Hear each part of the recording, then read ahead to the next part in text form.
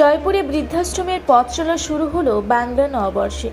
জয়পুরের বিশিষ্ট সমাজসেবী দিব্যজ্যোতি সিংহ দেওয়ের উদ্যোগে জয়পুর দেশি ক্যাম্প চত্বরে একটি বৃদ্ধাশ্রম তৈরি করা হয়েছে। পয়লা বৈশাখ সেই বৃদ্ধাশ্রমের আনুষ্ঠানিক উদ্বোধন হলো। পুরুলিয়া জেলার সেবা মন্দির নামে এই বৃদ্ধাশ্রমের ফিতে কেটে উদ্বোধন করেন জয়পুরের বিশেষভাবে সক্ষম ব্যক্তি আশিস দত্ত।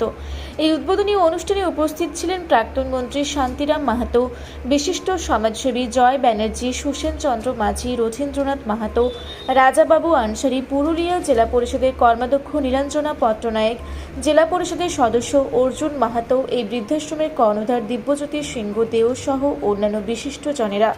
জানা যায় 10 জন বৃদ্ধ বৃদ্ধাকে নিয়ে এই বৃদ্ধাশ্রমের পথ চলা শুরু হয়েছে।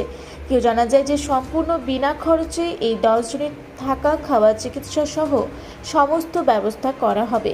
দিব্যজ্যোতি সিংহ দেও জানান তার দীর্ঘদিনের ইচ্ছে ছিল এরকম একটি সেবামূলক প্রতিষ্ঠান গড়ে তোলার।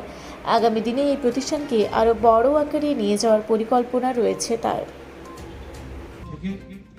প্রায় সকলকে আমন্ত্রিত করে তার আহ্বানে এখানে সমস্ত অতিথিবর্গ উপস্থিত রয়েছে।